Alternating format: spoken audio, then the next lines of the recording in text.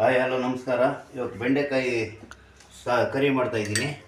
ಬೇಕಾಗೋದು ಶುಂಠಿ, ಬೆಳ್ಳುಳ್ಳಿ, ಈರುಳ್ಳಿ, ಹಸಿಮೆಣಸಿಕಾಯಿ, ಕೊತ್ತಂಬರಿ, ಟೊಮೆಟೊ, ಬೇಬಿ ಗೋಡಂಬಿ, ತೆಂಗಿನಕಾಯಿ. ಇದು ಫಸ್ಟ್ ಫ್ರೈ ಮಾಡ್ತೀನಿ. ಫ್ರೈ ಮಾಡಿದ್ಮೇಲೆ ಹೇಳ್ತೀನಿ. ಈ ಸ್ಟವ್ ಆನ್ ಮಾಡ್ತೀನಿ.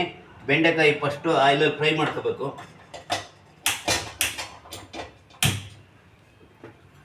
ಸ್ವಲ್ಪ ಆಯಿಲ್ ಹಾಕ್ತೀನಿ.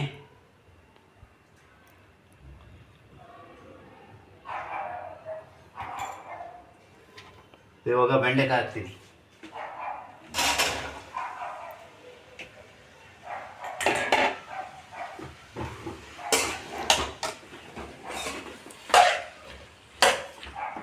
ಇದು ಚೆನ್ನಾಗಿ ಫ್ರೈ ಆಗಬೇಕು. ಅಷ್ಟರೊಳಗೆ ಮಸಾಲೆ ರೆಡಿ ಮಾಡ್ಕೊಳ್ಳಿ.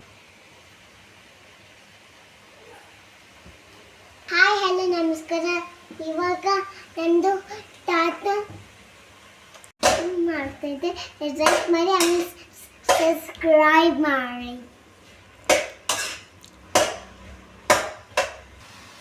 ಕೃಷ್ಣ ಕುಕಿಂಗ್ ಮಾಡ್ತಾಯಿದ್ದೆ.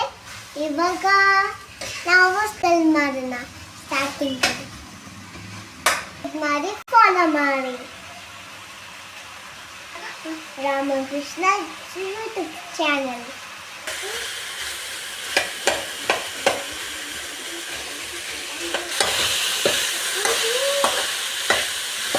ಫ್ರೈ ಆಯಿತು. ತೆಗಿತೀನಿ, ಮಸಾಲೆ ಹೊಡಿತೀನಿ.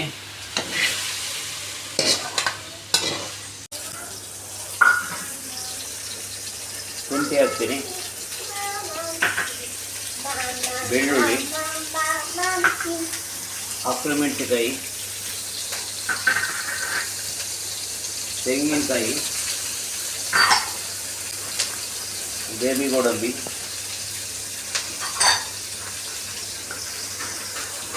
ಟೊಮೆಟೊ. ಸ್ವಲ್ಪ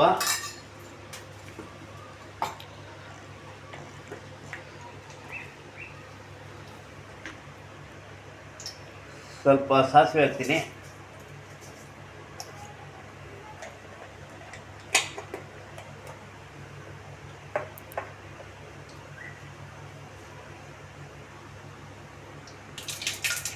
ಈಗ ಸ್ವಲ್ಪ ಜೀರಿಗೆ ಹಾಕ್ತೀನಿ.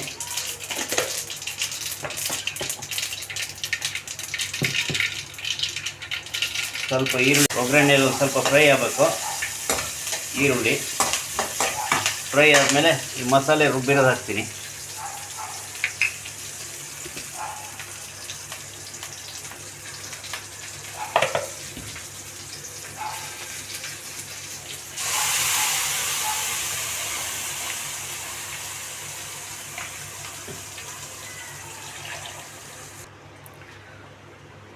ರುಚಿಗೆ ಎಷ್ಟು ಬೇಕೋ ಅಷ್ಟು ಉಪ್ಪು ಹಾಕ್ತೀನಿ. ಮತ್ತು ಆಮೇಲೆ ಹಾಕೋಬೋದು.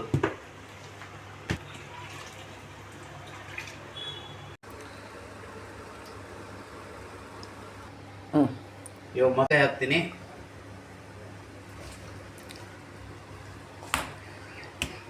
ನನಗೆ ಅದು ಏನು ಸೂಪ್, ಕುಕುಂಬರ್ ಸೂಪ್ ಅಜ್ಜಿ. ತಸು ನಾನು ಕಾಣಿಸ್ತಾ ಇಲ್ಲ. ಇವಾಗ ಕಾಣಿಸ್ತಾ.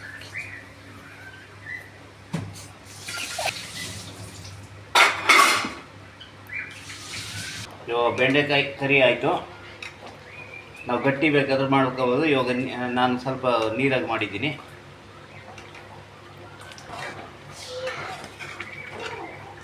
ಇದು ಅನ್ನಕ್ಕೆ ಮುದ್ದೆಗೆ ಮಾಡ್ಕೊಂಡಿರೋದು.